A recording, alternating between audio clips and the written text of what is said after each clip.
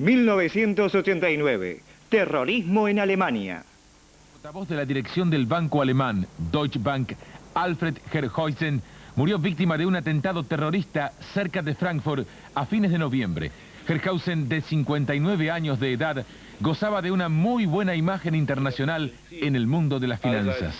En la discusión sobre la deuda externa del tercer mundo, fue uno de los pocos banqueros que se pronunció expresamente a favor de ayudar a los países subdesarrollados a una costa de pérdidas para los institutos financieros privados.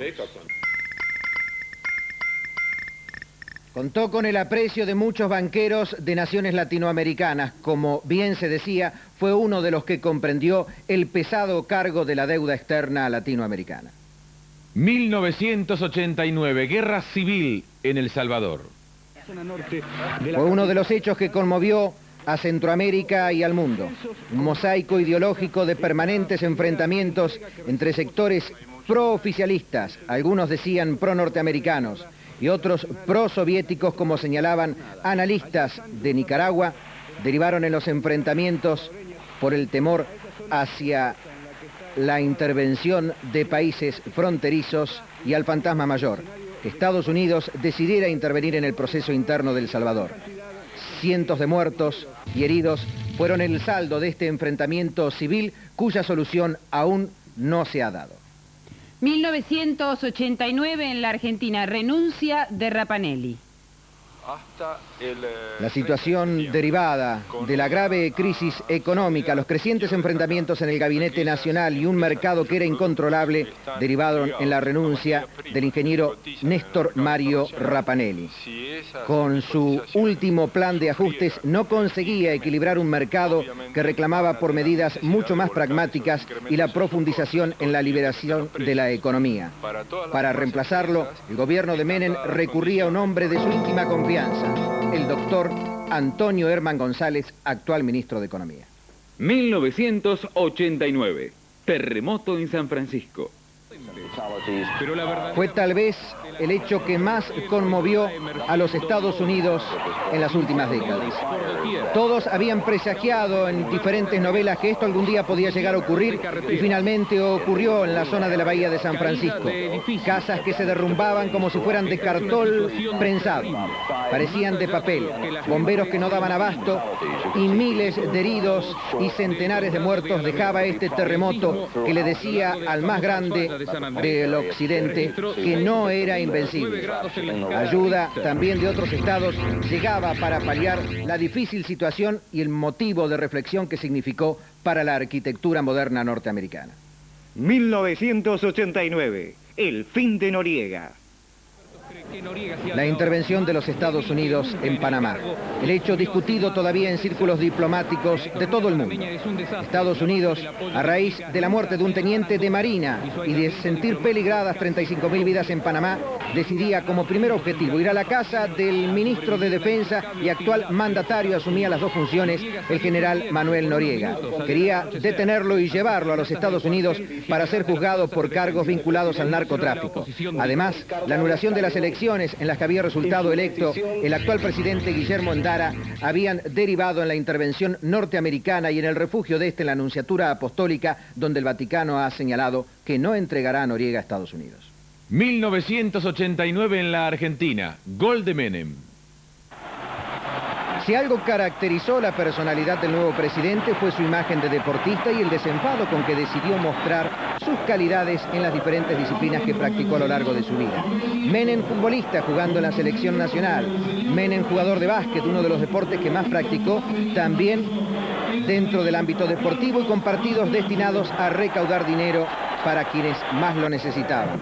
Algunas jugadas de lujo de compañeros nada menos que al astro mundial de fútbol, Diego Armando Maradona, y a muchos de los que durante tantos años Menem admiró como jugadores dentro del seleccionado nacional. Carlos Menem impactaba también con esta imagen en el mundo. Pero nosotros queríamos dedicar este último tramo del Anuario 89 a un tema que es muy caro a los sentimientos de muchas comunidades en el mundo, la preservación de la vida, el ecologismo. Y nosotros queremos reflejar esto a través de este tipo de imágenes. Ustedes pueden observar un accidente por un error humano. realmente grave. 47 El accidente millones de crudo de un buque petrolero que provocó un mar de petróleo que a lo largo de muchas millas dejó inutilizada prácticamente toda la fauna. Durante más de 100 años se calcula que toda esta fauna no podrá sobrevivir, no podrá volver a desarrollarse debido a este accidente. El navío petrolero Exxon Valdez. 1989, 100 años de soledad. A la naturaleza quedó demostrada en marzo en Alaska.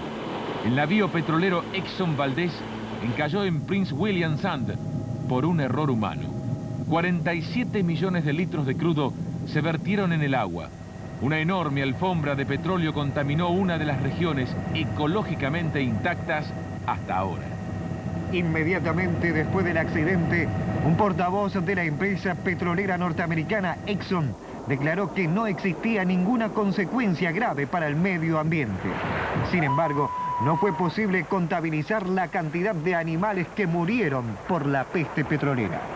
Indignación desválida de la gente en Alaska. Ellos hablaron de descuidos criminales. También fracasaron los esfuerzos humanos para limpiar la playa de Prince William Sound, Príncipe Guillermo. Esta tarea se la han dejado a la naturaleza. Antes de que se borren las huellas de la catástrofe, habrán pasado por lo menos 100 años. Una catástrofe irremediable. 1989, la pérdida de millones de años. Selvas tropicales. Su formación duró millones de años y en solo 40 años el hombre ha destruido la mitad. Fuera de declaraciones de buena voluntad, el año que termina no ha contribuido a su salvación. Los países productores saben que con tala destruyen sus condiciones básicas de vida, pero tampoco quieren desistir del dinero. Al mismo tiempo, los países compradores importan e insisten en un término de la tala al mismo tiempo. Por lo menos, lentamente crece la conciencia de que para la defensa de los ecosistemas, no solo los países subdesarrollados son responsables. Sin un apoyo financiero, las selvas tropicales también estarán perdidas para las naciones industrializadas. El hombre, el peor enemigo de la naturaleza y de sí mismo. 1989, el agujero de ozono. El agujero de ozono sobre el Polo Sur. Desde su descubrimiento en 1985, se ha engrandecido permanentemente. Mediciones en el Polo Norte vaticinaron un desarrollo similar. Las sustancias nocivas para la salud que atacan la capa protectora de ozono son producidas en grandes cantidades por las naciones industrializadas, tal como el gas propulsor de los aerosoles. Aún no se prevé una prohibición definitiva de esta sustancia peligrosa. La industria debe reflexionar también sobre el futuro de la humanidad. 1989, las últimas ballenas. Bajo una presión masiva, el gobierno de Islandia declaró en abril la prohibición de la captura de ballenas para 1990. A partir de una prohibición de pesca de hace 3 años, en Japón y Noruega, se continúa la captura de ballenas. Hasta ahora, las especies amenazadas no se han podido recuperar.